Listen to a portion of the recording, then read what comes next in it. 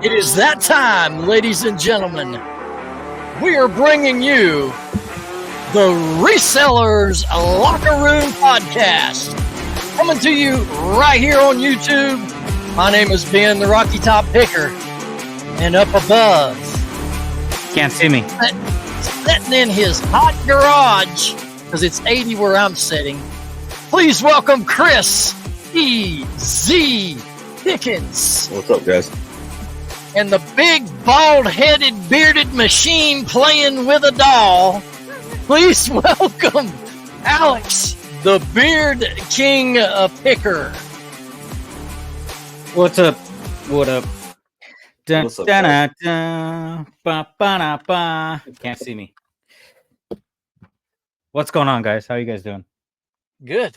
Welcome to the show. Things look a little bit different, maybe a little bit better, depending on who you're asking. But I am officially the number one bearded bald guy on the show now, because Shane is gone, puking in his beard, so he's not feeling very well today. So he couldn't make it. So I hope he blows chunks past his beard. That's so gross. You gotta go like this, Shane. Oh. Not a visual I want. No, I hope he does. I hope he gets to feeling better, dude. That man. sucks to vomit, man. I tell you what, I'd rather you strap my bear back with barbed wire than have to throw up. I hate doing that. No. I don't want to choose. We're not even going to go there. All right. All right, you want to jump right into this topic we got, Ben, today? Yeah, I think we shall. Ladies and gentlemen, our topic of the week is piggybacking off of Lonnie and Candace's The Shed Flips channel. What would you like to change about the eBay platform? But with a caveat, we all like eBay. We sell on eBay. Two of us are full-time on eBay. So this is not trying to knock eBay down. We're just simply, as resellers, going to express our own individual opinions of the changes we would like to see to the platform. Yep. Who wants to hit it first? Well, I think don't you have a few to run through, Ben? Yeah, but I have to hear you all for it to jog my memory. Well, I actually just started watching that video a little bit today, and I'm going to start off the first one and agree with getting rid of promoted listings altogether. And what is the other one? Paid per click? Isn't that a little bit? That's another promotion thing I would like to see eBay completely get rid of. Yeah, the advanced promoting. Yeah. Yeah. I'm not about that. Or having to pay, we have to pay seller fees, and then if you want a store, I pay for a store on top of that. And then to get some of your items, seen, you got to have promoted listings now, instead of just basing the search result on the good pictures and title and description. Yeah. So they're just squeezing money where they can. So that's my first thing that I'd like to see changed. If someone else got another one or want to add to that. I'll add to that. I mean, like, as far as the promotions go, I'm kind of on the fence on it, because I mean, there's so many resellers out there, dude. It's like maybe it ain't so bad paying a little bit extra to get it sold. I mean, what happens with no promotions? Where am I going to fall on the page? I probably don't have the best title. I probably don't have the best pictures. I mean, I think they're good, but shoot, there's people who've been doing this way longer than me. So I mean, I don't know, man. It's one of those things where for me, it's like, be careful what you ask for. Do you not want promoted listings? I don't know. Well, the pay by click, I agree with you on that one. I don't really like that one at all. I mean, how old are promoted listings though?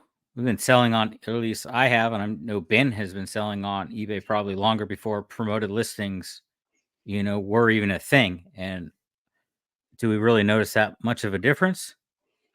Well, it's kind of a rat race, fellas. Chris, what you said, if you done away with promoted, there's a lot of resellers out. You're having to compete for space, right? For your item to be seen. But couldn't you say the same we don't know how many resellers on the platform actually promote. So you're in another race with people that are promoting. So True that. where's the gain either way? Where is the gain? You know, the only thing that I can see different that would give you gain and promoted is how thorough you are in your item specifics, your title, your description. Because I've seen a lot of listings where they don't fill out half of that stuff. And if you're detailed without leaving any boxes empty in your listing, you're probably going to get the prominent top 5 spots or better, you know. It takes so much time, you know. But yeah, I hear I agree with that, Ben. What But you're saying. I do think listing an item, I think the process is way too long. And I think that's why all of us struggle with listing, is because just getting one item up is so time consuming. And but as far as when you're talking about search results, it's necessary to do all those things because not everybody's going to go through the utmost detail in their listing, like I already said. Another thing that I would like to see, and I have to echo what Lonnie and Candace said in their video on shed flips, is, you know, on your listings, if you see it says your item will be received, you know, April 5th through April 8th, I think they should get rid of that. Yeah. Because we have no control when if we get the item shipped off in our time frame that we're supposed to, we can't control it once it's out of our hands. So if it shows up on the 9th or 10th and we get a negative review, it's all because of the carrier, not us. So I think that puts an expectation in the buyer's mind that can be false at times. So to do away with that potential negative connotation, they should just put what your turnaround policy is. I always ship next day. Seller ships next day, except on weekends. It'll be shipped the following Monday. There could be some wordage there. Does next day shipping, does 2-day shipping, you know, that could replace the date range of delivery. So that's something that to me would be helpful. Yeah, I had something regarding that happen this week, man. I mean, I shipped out my item, you know, before it was even, you know, before my time limit. Like I do 2-day shipping, but I usually ship next day. And you know, here I'm 5 days later, the item's in limbo in New York. I don't know if you guys ever have problems with New York post office. It seems like I do a lot. But yeah, I was in limbo and I got the buyer sending me a message like I'm eBay, you know, like, oh, you know, you make me pay immediately, but you're not making your sellers ship immediately. And I'm just like, man, look, if you check the tracking, it shows that I shipped it on time and it's close to you. You know, it's just running late, but it is still coming. So they end up getting it for next day and everything was cool. But yeah, to deal with all that. I've been getting nice if they gave an actual lead time that was, or you know, or like you said, a turnaround time of how long before it's shipped. And then let the tracking speak for itself, you know. This new post office that I moved by, so if I drop them off, because I just set them in this big bin that they have for prepaid stuff, and I keep getting buyers messaging me asking where it's at, and I dropped it off on time. I talked to the post office. They don't scan it at all at the post office. So they take it to the big Nashville distribute, you know, place, and then they scan it. So it's a day late every time. That's what happens here. I got a post office 2 blocks from me, but I don't want to wait in line and have the clerk scan it in, and they don't have an automated machine. So I drive 4 miles to the other post office where they have an automated machine, and I scan them all in myself. Because if I put them in that bin like you're talking about, Alex, it may not get scanned in until the next day, midnight. I mean, I figured that out the hard way. I mean, it's terrible. Well, yeah, it took me three buyers getting mad until I asked the post office, like, what's going on here? They're on time. They just don't scan it in at all until they deliver it to the big center. So yeah, that's terrible. That is so what very do you do? annoying. You going to a different post office, or how are you handling it? No, you just go into the same. I still do the same thing. I try to do it a day. I try to do it a day early now. So I don't wait till the last day that it needs to get shipped out. I try to ship all my stuff a day early because I know it's going to take another day for that post office to scan it.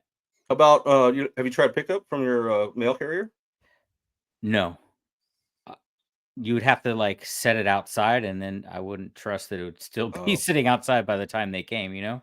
Yeah. The guy's telling me to print a scan sheet from the post office. I'm not sure how to do that. So you can. There's a way you can pull up all your orders and print out a scan sheet in eBay. Okay. Yeah, I haven't done Google that. It'll probably be the easiest way to find it. At my post office, I don't leave. They scan every one of them in front of me and give me a receipt before I walk out. Yeah. We have a kiosk set at a few of our post office around here, which is nice. You just walk up, scan your own stuff in, and then throw it in the bin. That's cool. If I miss my mail carrier, that's what I do. I'm able to leave stuff for my mail carrier if I can get everything packed before 10:30. They usually run like right around 10:30. And man, with working in the morning, I mean during the day, it's a tall order trying to do that. So I usually miss them.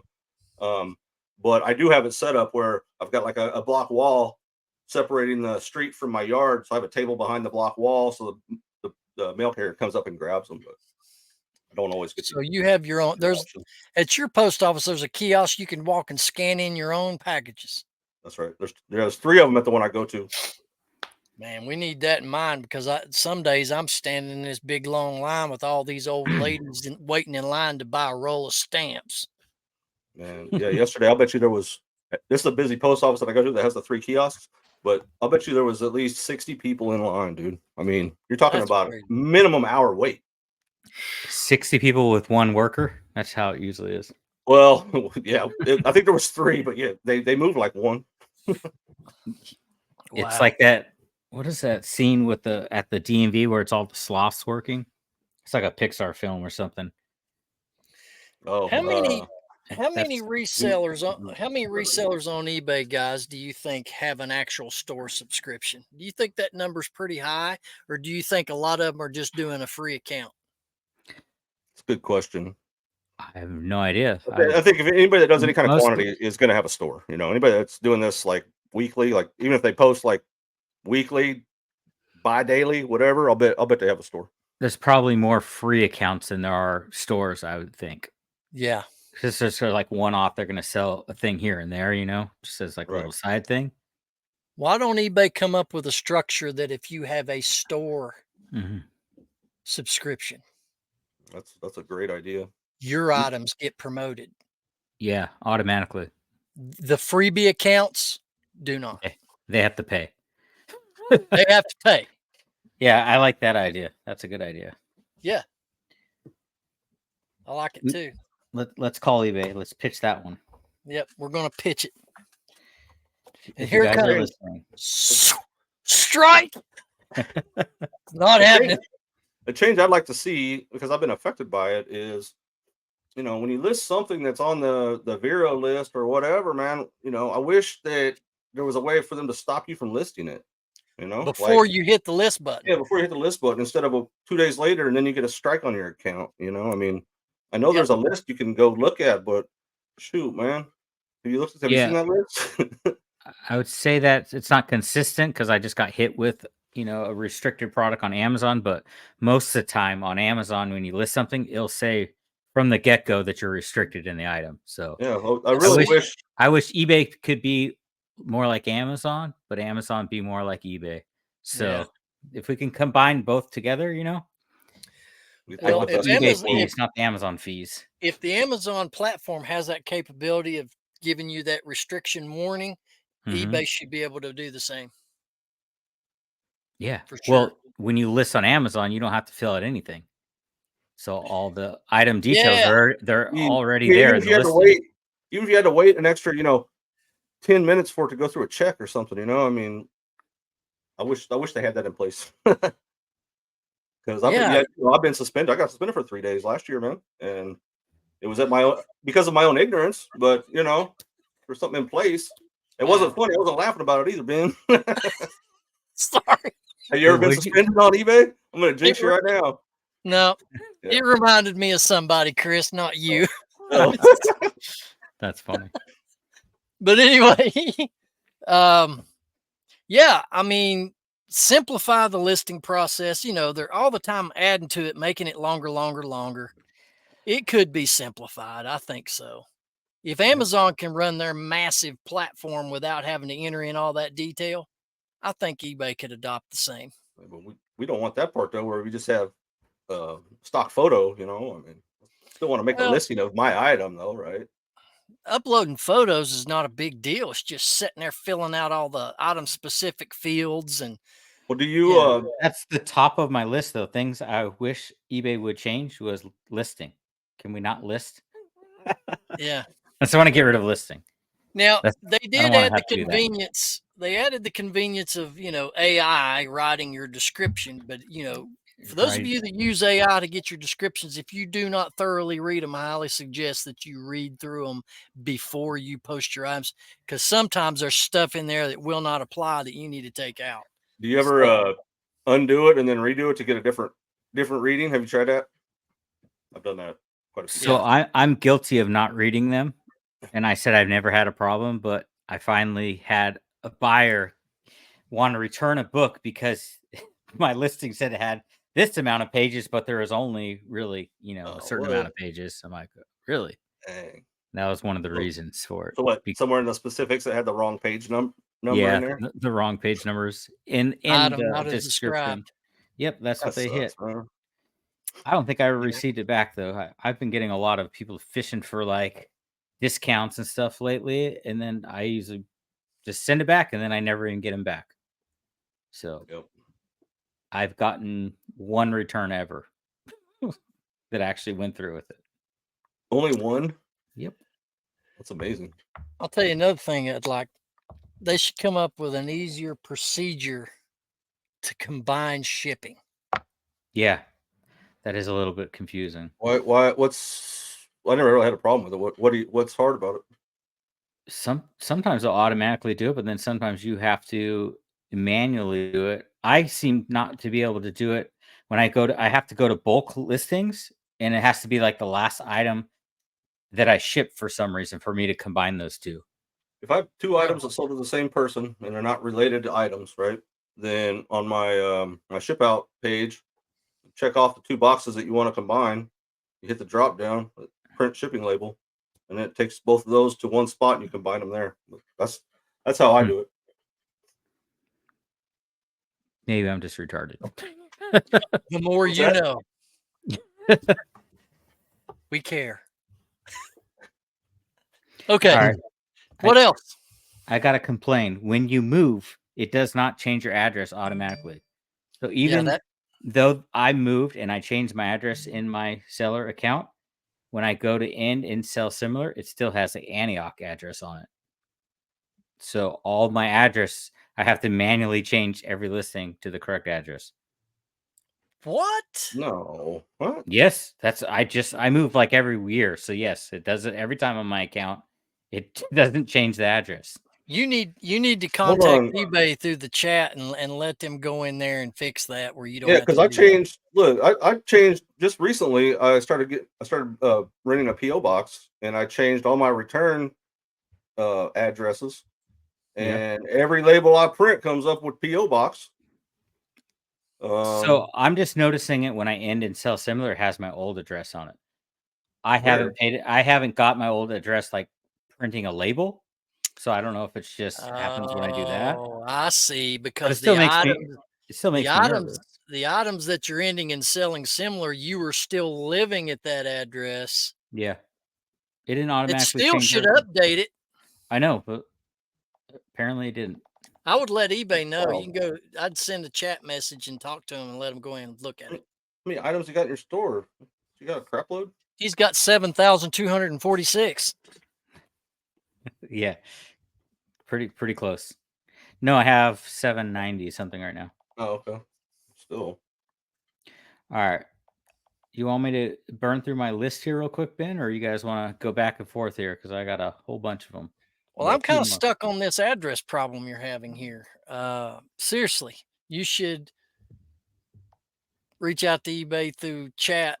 You can get an agent on chat and tell them what's going on. Let them look at that, because that could be something on their end that they could fix. Okay. I've just been noticing it when I end and sell similar, but I haven't sold an item lately and it prints the wrong address. That hasn't happened. But you need to get the old address off your other listings. That's the problem. So what field has your old address? The return address or the shipping address? Where are you seeing it?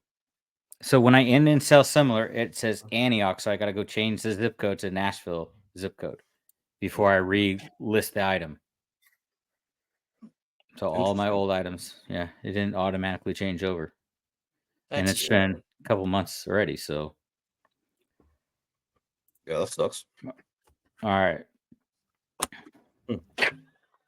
Due diligence. Do your due diligence. All right, what else you got there, Pappy? Am I Pappy? You're Pappy. Okay. This week. For sailors only, 3 stupid questions a year. After the third one, you are banned from asking any more questions. If you ask the same seller 3 questions, just any seller, any dumb questions, you get 3 dumb questions a year. If not, you're banned from asking any questions at all. And as a seller, I want eBay to change where I don't have to answer to anyone. I don't like want that. to talk to anyone. Just like they limit you to making 4 offers. A buyer can make you 4 offers on an item. You should be limited in the questions you can ask. Yeah, 3 dumb questions. I mean, that's a great topic because, man, I mean, how many times do you get stupid questions from the same person where you're like, oh, I'm just going to block this person because I don't even want to sell to them. I get it 3 times a day. I've done that. Times a day. You're asking that many questions. I don't even want to deal with you, honestly. Well, come on, guys. Let's think about it. I mean, you're buying an item off of photos. You're buying an item off of photos. If you've got legit questions, I mean, come on. I got no problem answering. I didn't say legit questions. I said dumb questions. Yeah. What would you classify as a dumb question? What is this item? Well, look at the picture. People that don't look at all the pictures even. Wait a minute. I'm selling a baseball glove. Someone just asked me for additional photo of the glove open.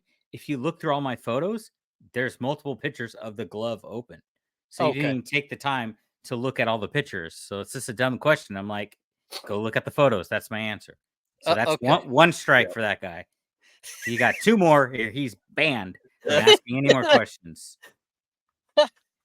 No, I'm all about responding to the customer, Ben. And I mean, I get what you're saying, but like Alex is saying, you have to get them too, Ben. Just stupid questions, man. I do. I mean, here's another flip to that of what you said, Alex. Stupid questions get stupid answers. If you have an item listed and you do not have make an offer on that item, they should not be allowed to send you a message trying to make you an offer when you have it marked no offers. Yeah. I got that a ton last week. Would you take $20? I'm like, no, respond? Can you not read that I'm not taking offers on this? I don't even respond. I just mark it as answered. You mark it as answered? You think you mark it as answered. Yeah, that's another thing. You think you mark it as answered, but when eBay goes through there and sees you did not respond, that could go against you. It could. I take the chance. I hate when you get the back and forth and you're always trying to get the last word because you know you're gonna get marked or dinged for that. So I just leave a period and hopefully they won't reply to that. Just stop a period in. Yeah. That's a good idea, actually. That's what I do all the time. Wow. All right. You guys done discussing that one or you want another one? Wow, you're being very formal. All right, what's another one? 4 sellers, 3 lowball offers per year. If it's under or it's over 50% off of the listing price. If so, then they are not allowed to make any more offers on items. I hate when someone gives you their first offer is 50% off what you have it listed for. That's so annoying. That's where you start 50% off. Yeah, it's really low. And I've actually had sales from that starting at that point. I mean, I try not to count anybody out, even if it's extra low. I'll give a legit counter offer, like I would if it was a legit offer. And a lot of times they cancel it, but sometimes they'll respond and then I'll come down a little more. But I ain't meeting them in the middle of where they started. You know what I mean? I mean, that's what they want to do. So I don't know. I got mixed feelings about that one, Alex. To what you said, Alex, like this item right here. Yep. This was from the Greenville Astros minor league baseball team, which is no longer in existence. It's a bobblehead. They call it a wobblehead because he wobbles. His head don't bobble, but he bobbles this way. Anyway, only one on eBay is listed for $500. I listed this one for $475, and I got an offer 4 times in a row from a same buyer for $100 all 4 times. You didn't block him? Or did you? No. But let me doesn't it make sense? If you, I don't always answer offers. If it's low, sometimes I'll ignore it. I admit. I don't respond back. I don't counter. I don't decline. It's worked in my favor that way a lot of times if I don't respond, because then they would come back with more money. But he didn't learn after the first 2 times of sending me $100 that I was not going to accept that. So he used all 4 of his offer abilities, sending me the same amount 4 times in a row. That's ridiculous. Yeah. Everything I just said is a total lie because I literally got an offer for 50% off of something on Sunday and I took it. So that's an oxymoron what I just said. Okay, well. Well, $100 on $475 is what? 90% off or 85? I don't know. I'm not good at math. Huh? A lot off. Yeah. But you ridiculous. think after sending me 2 offers of 100 and I didn't respond, well, I'm going to have to up my money if I'm going to get him to respond. No, he just went 100, 100, 100, 100. You're out. You can't send me any more offers on this. Don't you have to respond before they can send another offer? That offer has to cook for what, 24 hours? He waited till it expired, sent me another one 4 days in a row. Wow. I've had that happen before. The same lowball offer that I didn't want to accept. I mean, it's obvious he's dying for this. Whoever it is dying for this bobblehead, but come on, dude. $100. You're going to do better than that. Less than a fourth of what you're asking. So I had to add on to that I forgot to say. So if they give you the lowball offer under 50%, their seller profile is labeled with a lowball warning sign, possibly with a little image of saggy balls. Low ball, saggy ball. This is a saggy ball I'm dealing with. Yeah. That's good, man. I like it. Saggy balls. Not appropriate, but it's good. Yeah. eBay will not go for that, I'm pretty sure. That's awesome. That's funny. Only you would come up with something like that. All right. What else we got? So offers and here's one that I deal with a lot. Is I think buyers should have the ability to change their address post purchase, pre-shipment. You know what I mean? So how often do you get a sale and the buyer's like, oh wait, no, don't send it there, send it over here. But if you want to be protected by eBay as a seller, you have to ask them to cancel, or you have to cancel and ask them to repurchase with the correct one. I mean, how difficult would it be to have a little button for them that says, oh, use this address? You know, I mean, what? That is true. That happens a lot. How much time have you wasted? And then you got to explain that. It takes forever to explain that to the buyer too, that they need and to get them to actually come back and buy. I mean, like I have it happen, not quite often, but I'd say monthly, and probably 25% of the time they don't come back and buy it again. Now it's been a long time since I set an eBay account up, but I don't recall eBay doing any kind of address verification when you're setting your account up. Do you? No. Like provide a bill or a bank statement or your driver's license to confirm the address you're using to set your eBay account up with. No, I think you just got to, you do the approval through email or whatever. I think they should put that kind of a process in place. YouTube and Google AdSense are freaking tyrants over verification. Tyrants. And I think eBay, dealing in the volume of money eBay deals in, should have that same kind of deal to help prevent what you were saying. People buying something, oh, this is not my current address. Well, it's the address on your account. It should be verified by documentation when they set their account up, or be verified every time they make a purchase. Right. Yeah, I mean, also, but just to have them, like I'll say, just to have them have a little checkbox, be like, oh no, use this address on this one. It's like you can do on Amazon and all these other ones, right? I don't know. I mean, anytime you buy something online, if you don't want it to go to your billing address or whatever address is on file, there's usually a box you could check. Yeah. Just a suggestion, eBay. We still love you, but dang. True that. What else you got? Schedule sales by each day. I don't know if that makes sense, but say I want to do a sale and I want it to go Monday to Sunday, but I want it to be different every day. It would be cool if you could set up that Monday is going to be 10% off, let's say Tuesday is only 5% off or whatever, but not have to make a new thing every time. You can do that. You can. So never mind. Erase that. I didn't know you could do that. Well, you can make one sale and change it every day.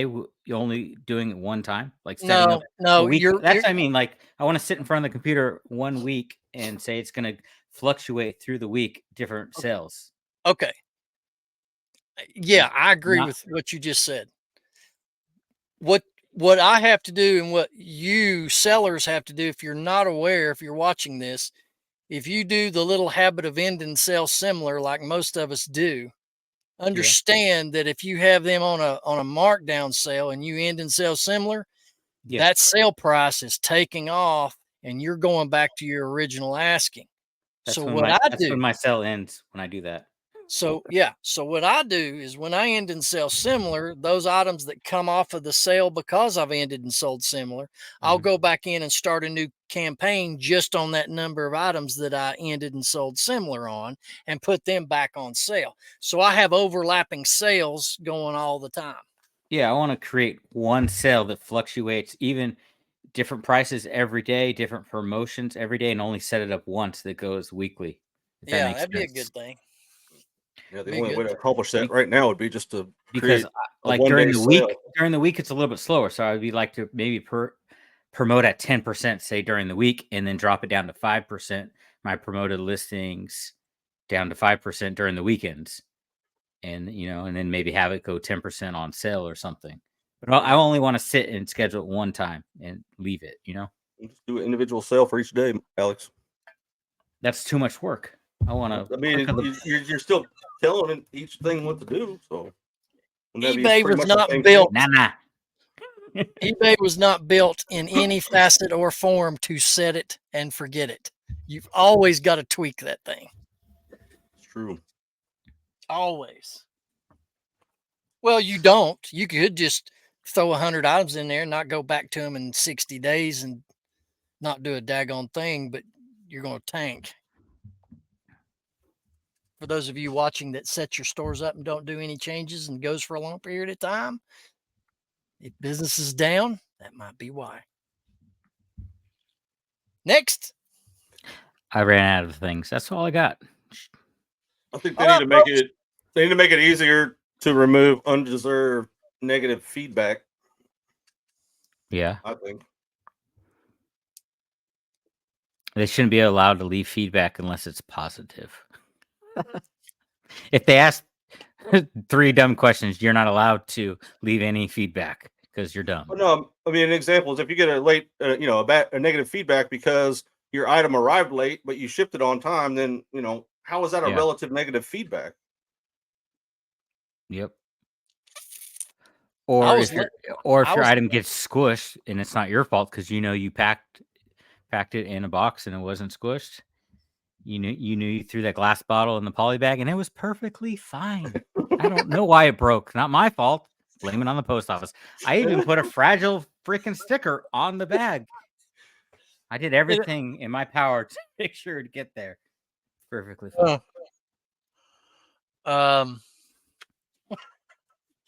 Anyway, I was going to say something. I forgot what I was going to say. That polybag threw me.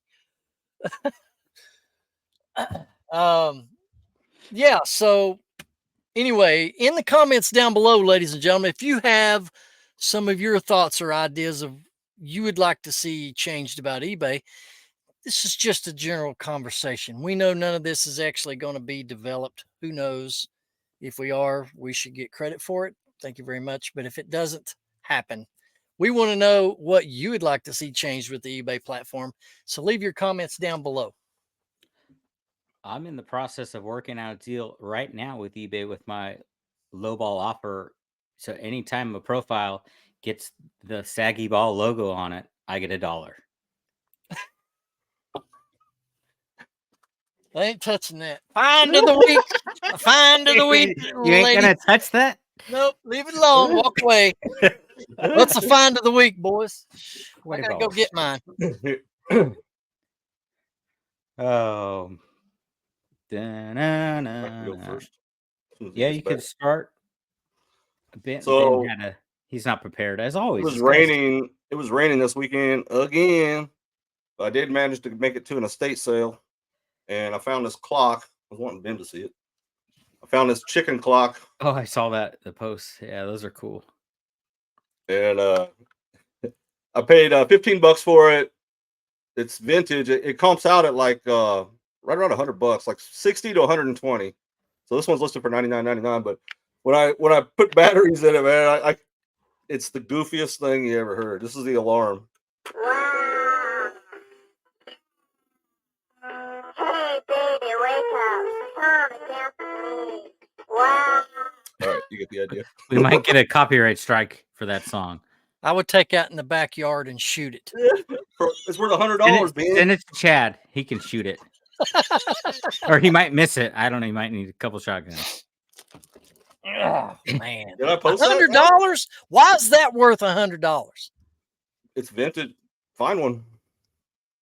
Find one, Ben. They make repops of it. The repops go for like $65. That's crazy. All right. So I went to a big community sale at the Appalachian Fairgrounds Saturday. And that so happened to be the sale I went to. It was one of my very first videos on the Rocky Top Picker channel. So this past weekend, I celebrated my 1-year anniversary to my channel. Nice. Got a special, thank you. Got a special episode coming out, not this Friday, but next week. It's celebrating the 1-year anniversary special that I've already shot and edited, and that'll be coming out not this week, but next week. Is there going to be jigglies in it? No. Oh. And today's filming is on Tuesday, April 4/16. So this will be next week when that episode comes out. But anyway, went to this big indoor yard sale. Everybody could go in and rent a space in this big indoor building. It's great, and tons of yard sale stuff. Prices were good. I bought a crate full, and I can't show it all, but I've got this in front of me, of Kiss stuff.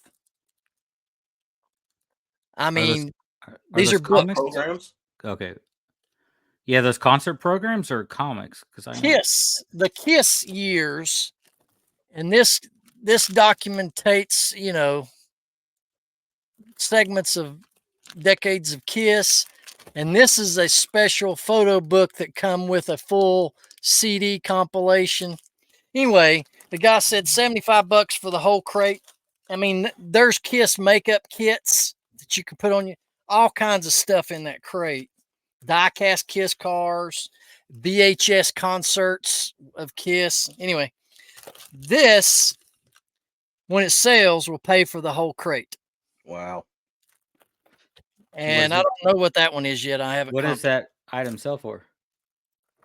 $50. Okay. And so I found that whole crate of Kiss stuff. He wanted 75. I offered him 50. He goes, take it, and I took it. Tons of stuff, man. I filled my car up out for that sale. Sweet. Cool. All right. I got 2 items. These were sourced right inside my house, sitting in a box that I totally forgot that I even had these First up, we have the Elvis Funko Pop.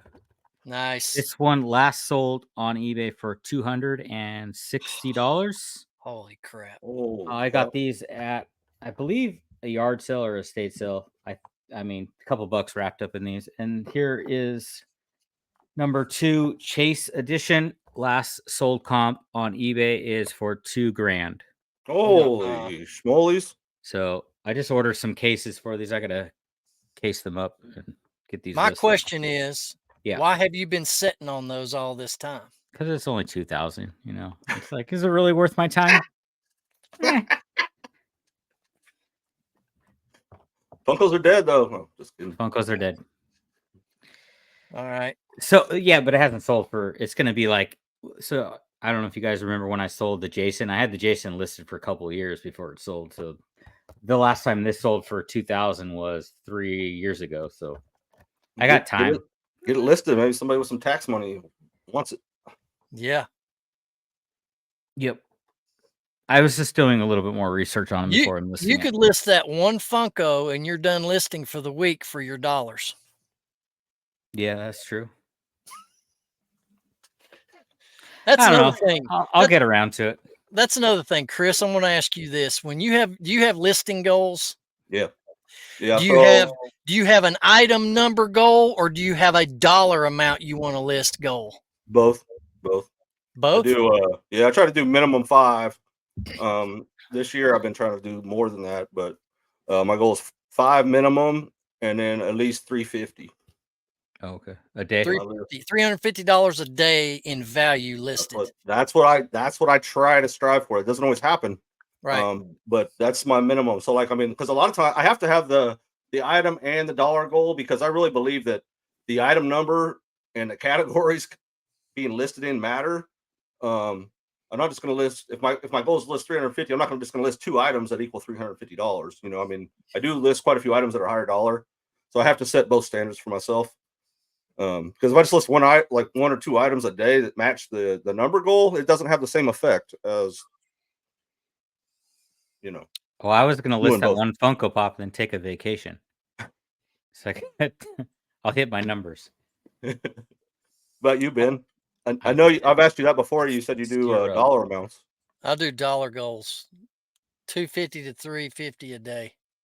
So what if you have like 2 big items? Do you call it a day, or do you list more? Yeah, sometimes I do. Nice. Yeah, sometimes I do. I'm gonna call it a week. That's another thing too. I end in sell similar every day. Usually 50, 100 items every day. I'm ending in selling similar, but I always drop new ones in on top of that. Right. Yeah. Yeah, I do too.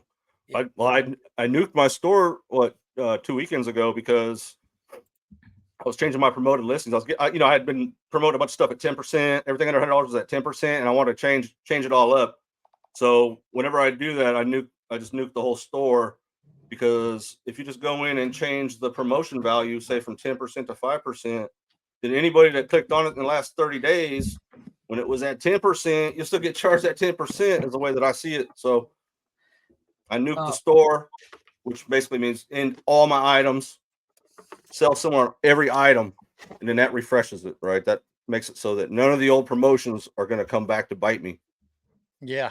Ben, I have a question and another item to show you real quick. Okay. Because I know you sold one recently, so I want to ask if this is the same. This thing's so heavy. I'm sorry. If this is the same brand, I just found this at the thrift store. $12. What's the brand name? Was it Corona? It's not a Corona with lime. No. It's not a beer. Cornet. Smith. Yeah, Corona. It is a Corona. Corona Cornet Automatic 12. I got $12. I think I'm gonna list, like, they sell for like $90 to $75. How much that thing weigh? A lot. Yeah, it's pretty heavy. Crap. Like 30 pounds or something. Yeah, probably not that much. It works though. Plugs in. I plugged it in. I mean, cool. I forget the name of mine that came with its own plastic case, but mine it's in the case. Mine was not as big as it was a smaller one. Not too much. Was it a brother? I thought it was. Yeah. No, I've sold 2 top riders. I've sold one in a box from the Goodwill, Mhm. and then that was a brother. And then this one was one in a hard case, like what he's got, that Oh, hardship okay. case. How But I much did that can't. one go for? I don't know. I'd have to go pull it up and go back and look. Yeah, I need to get this list. I think I'm going to throw it for 90 and I'll take $75 for it. Yeah, I mean, $12, $13, you know. it'd take me a hot minute to find it, but Hmm. anyway. Sale of the week. I had quite a few good ones over the weekend, but one that I just happened up on real quick. Do you remember me showing you that Dodge Mountain Dew NASCAR Jacket, Yeah. yeah. crew Yeah. button up? $50 plus shipping on that bad boy. Sweet. Cool. I was sold mine. the Mike Tyson hat for $50. Nice. So, speaking what I was talking about earlier, I had it listed for $100 and I got an offer for 50. I went and checked the sold comps. In the last 3 months, one brand new one sold for 100, and the last pre-owned one, someone took a lower offer. It was 50 and it was slashed through. So I just took the $50 to move it, you know. Right. Yeah. I mean, I found it at the bin, so I probably had like 50 cents invested in it. Wow. Well, my pick of the week last week sold yesterday for full price, $250, unpromoted. So let's see. Unpromoted, that's cool. Yeah. You know, he takes pleasure in it, Alex. He just comes in here and we're saying, yeah, man, we made a $50 sale. Oh well, I just sold my pick from yesterday, $250. Is that one of the cars though that you paid 50 Hey, for? Ben, can you show the screen I'm trying to share? Does that give you the option? There it is. Oh, that Oh, one's- I remember that. Yeah, that was what I showed last week. It's that IndyCar, the Carousel One brand. So actually, much was- I bought a lot of diecasts last weekend, and a lot of them have sold, man. It's like How much did you pay for that one? $82.50. Oh, that's cool. So the breakdown after everything is like $132 profit. Well, Nice. before I paid taxes, but after everything local, Uh-huh. cost of goods and fees and shipping, all that, it was like 130 something. Okay, this is case in point, guys, what we were talking about earlier about changing on eBay. If you'll look on this listing down there where it says delivery, Mhm. just for the viewer, we're going to reiterate. Estimated between Friday, April 19th and Monday, April 22nd. That's what I was talking about. eBay would do good to take that away and just put what the shipper's shipping turnaround time is instead of putting an actual delivery range. Right. Yeah. Yep. Yeah. Yeah, good point. Killer car, man. Killer car. Not trying to do anything, guys, but that was the sale of the week. All right. Pitiful sale of the week. I sold 2 books, promoted at 10% Oh my gosh. for $4. What? I mean, they were bought in a bundle, a big buyout that I did, so I had cents in them. So I don't know. I made like $1 when I put them in the calculator. But I cleared space with 2 more books on my shelf. They're holy humor books. They've been sitting forever. So All right. I sold a pocket knife for $5.59. $5.59. nice. Oh, Did you leave it open in a poly bag? That's how you pack those. I did throw it in a poly bag. You did? It's gonna, In a poly pop. bag. Dude, it's gonna pop open. Did you bubble wrap it? I taped the lid. It's in a cardboard box. Oh, okay. And I taped the lid shut and then I dropped it in a poly. So Funny. we're going back to buyer stupidity messages for just a second because this just occurred to me. So I've got this Finding Nemo children's fish game. It's a rolling platform with little fishes and their mouths open as it rolls, and you got a little fishing pole. I got the sucker on sale for $3.99, and a buyer messaged me asking. Well, they first said, "Well, I'm shopping for a friend of mine, and she has a son," and I'm not knocking any of this, so don't take it the wrong way. She has a son with a disability, and she's on a budget.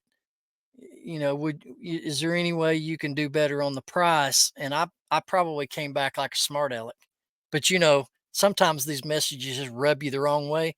I said, it's only $3.99. And that's all I put. $3.99. If I marked it any less, I would lose money. Right. You should have just said, "Yeah, I'll just send it to you for free. Don't worry about it." So did she buy it? No, No, it's overpriced. Why would you pay $3.99 for it? $3.99. Were you- And then I got an offer yesterday on Were a you video charging game. shipping too? Yeah. How dare you? I Like a knew you highway was gonna say robbery. that. Then I got an offer on a video game, a Sonic Hedgehog video game for $1.10, and it's on sale for $7. That's one of the ones you didn't respond to, right? No, I just flat declined that one. And then I took the offers off so nobody else can send me a stupid offer. Can you? So when someone gives you an offer, can you counter with the higher offer than you already have it listed for? That would be No. fun. Yeah, you can. I You think can? you It can won't- type it in won't any let you. amount you want. It won't? Well, I don't think it'll let you. I'm gonna try next time I get a lowball offer and come for like a $5 item and just put like 100 as my counter. Okay, that'd work. Chris, what's your pitiful sale, or do you have one? No, I said do. And I think I took the cake here. Actually, I'm sharing my screen if you can see it. Oh yeah, let me see it. Here we go. So it's this pair of UGG shoes that I paid $6 for. You can see right here, I paid $6.50 for them. They sold Yes! for. I took a box. I took an offer for like $9 or something. Yeah, $9. Shipping was $9. After all said and done, I made 30 cents. Oh, that is worse than mine, I think. That is quality at work right there, ladies and gentlemen. That might be my most pitiful sale that I've made money on ever. That's fantastic, dude. I thought that might make you happy. That'll buy you a small fry at McDonald's. 30 cents. No, yeah, you said 30 cents. I thought you said $3. Never mind. 30 No, cents. 30 cents. I can't think of You're not one even thing I getting could buy for. Since McDonald's raised their prices, you're not even getting a single French fry for 30 cents. You can get a gumball out of a quarter gumball machine. Yeah, that's what I was just gonna say. That's the There only you thing I go. can think of. Had to correct myself. All right. Let's get into the comment of the week. Did y'all want to read it, or did you want me to? You Yeah, can go read it for because I don't know which one you picked. We probably all have different ones. All right, ladies and gentlemen, if you have not watched our episode from last week, the title was "Is YouTube content creation killing your reselling business?" And I want to go down here and pick one. Got to say this and shout out Matt's Profit Pursuit. He says this is the only podcast that I watch. So we want to say thank you to Matt's Profit Pursuit for that. But That's awesome. anyway,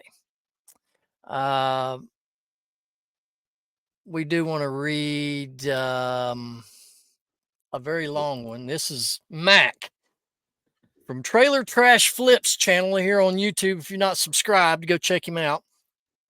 I don't think it is necessarily wasting time spending time on YouTube creating videos and reselling at the same time. I don't think it's necessarily wasting time, but it does take valuable time away from listing. I don't know if any of us will ever have the audience that people like ADH Dave or Commonwealth Picker do, where the income from YouTube and other social media can exceed the income from reselling. But I view it as a piece of the puzzle. Making content is kind of like being an intern somewhere. You're not only not getting paid for a while and hoping that in the end game it's worth it, but you have to be able to make a balance with everything. My free time is an absolute minimum, but I spend as much of it as I can working on videos. A video usually takes me 4 hours or so of editing, uploading, and making thumbnail. All the time I could be listing. I know my channel will never be big, but I do enjoy it. And it'll be a small additional revenue stream in the future, hopefully. That's good engagement. We posed the question to you guys. Do you feel like content creation takes away from your reselling business? I think Matt did a good job summing that up. That was a great comment. I tend to agree with it. It's a good way to put it, comparing it to an intern, because that's kind of what it feels like, Yeah, that is a good analogy. As an intern, you're starting on YouTube. That's kind of what it is. Hey, at this time, we want to say thank you to our locker room members, as always, our Skybox members, Wolfman Goodies. That would be Chad. Go over and give his channel a view over on YouTube, Wolfman Goodies, Trash to Cash Podcast. We don't have to tell you who those guys are. Thank you to Trash to Cash for being a Skybox member here on the channel. Mike Camparelli, I still failed to get that name spelled correctly. Mike, sorry again. I will remember to fix it. He is an MVP here to the channel. Thank you, Mike. We appreciate you very much. He is actually staying with us at the Airbnb house at the 127. We'll talk a little bit more of that before we go. And then we want to thank Keith, Vintage Sports Flips, as an MVP. He also has a YouTube channel. Go check out Vintage Sports Flips. And if you would like to be a member to the podcast, it's simple. You can click on the link down below in the description. We have 3 different membership levels to choose from. Not required, but if you would like to support the channel in more ways than just giving the video a thumbs up and hitting the sub, you can feel free to drop down below, pick a program that fits you or your budget, and we would love to have you a part of the locker room, because locker room members get special backstage access to the behind the stage footage that we record and upload to the members. Also, certain levels that you choose, you get to come on live and appear with us here on the podcast episodes, and lots of more goodies that we're going to be rolling out as time goes along. So we encourage you, if you love this channel and you already like and subscribe, join us as a member here in the locker room, and we certainly would appreciate your support. Yeah, thank you, all the existing members. Appreciate you guys. All right. Tell them about the Highway 127. Everyone look down and read. That's what's going on August the 2nd. Tickets are now available on Eventbrite. I read it for them. Eventbrite. August 2nd, Friday night, is the actual meetup, Highway 127. And we're what? Inside of 3.5 months away. It'll be here before you know it. And space is limited. So if you've not got your tickets yet, come and check it out. We're co-hosting with the Two Old Guys Reselling Podcast over there in Crossville, Tennessee. First event actually is going to be on Thursday night, where the Reseller Locker Room boys and myself are going to have a bowling tournament. You don't have to be great at bowling, but come out, sign up to come to the bowling night Thursday night, the night before the main meetup. Go bowl with us. I'll have more details. I keep saying that. Or not bowl with us. Or not bowl. If you just want to come and hang out, you can do that too. I'm just hanging out. I saw what you did in the last podcast. I saw that you edited that I was going to bowl. I'm not bowling. I found another bowling ball at the thrift store, and like a dummy, I picked it up again. I didn't hurt myself this time, but I keep. But anyway, we would invite you to join us. If you'd like to sign up and be a part of the bowling night at the local bowling alley in Crossville, Tennessee, hit me up on Instagram, Rocky Top Picker 73, or these guys on their social media. Let them know. They'll let me know. We'll put you on the roster. Then Friday night, August 2nd, is the meetup from 4 to 6. 6:30 is going to be the pre-meet and greet, followed by a home-cooked meal, giveaways, live auction, all kinds of craziness. And then after that meetup, on Friday night, we have a special party at the Reseller Locker Room Airbnb house. And on Rocky Top Road, right? Rocky Top Nope, Road. that's Chris's place, is where he's got. That's where the party. Anyway, it's going to be an after party. We'd love for all y'all to come. Well, maybe not all of you. We'd love for you to come and hang out at our house after the main meetup is over with. And yeah, it's a great time, guys. So we're looking forward to it. We're excited to be co-hosting with Caleb and Josh, those guys over at Two Old Guys Reselling Podcast.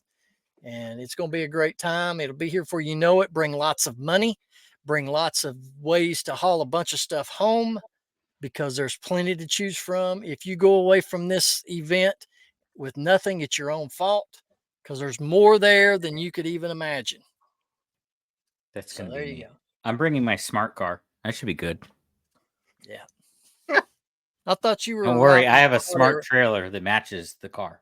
I thought you were arriving in your hot air balloon. A hot air balloon? Yeah. No. Could I hang like other baskets on top of it to haul the stuff back? Yeah. You can do that. I'll try it. I don't want to go on a hot air balloon unless I'm gonna skydive out of it, and then I'll get on one. That would Have be you fun. skydived before? Yes. I'll send you pictures. All you can see in the pictures of me skydiving, it looks like this because the wind. This is the beard in front of my face. Wow. Yeah. All right. All right. We got anything else? We made it longer in 10 minutes. So maybe Yes, we next did. time, Ben, we'll do the 10-minute show. Well, we do what we can. Right? Yep. Right. That's all you can do. I don't have anything else to say, guys. Y'all are just Shane, get better, buddy. Shane, get better. Guys, ladies and gentlemen, thank you for joining us here on this episode of the Reseller Locker Room Podcast. On behalf of Chris, Alex, myself, and Shane, we can't wait to see you back here next Thursday morning, 9 a.m. Eastern Time. Set your alarm clocks. It's going to be a good one. Peace and love. Till next time.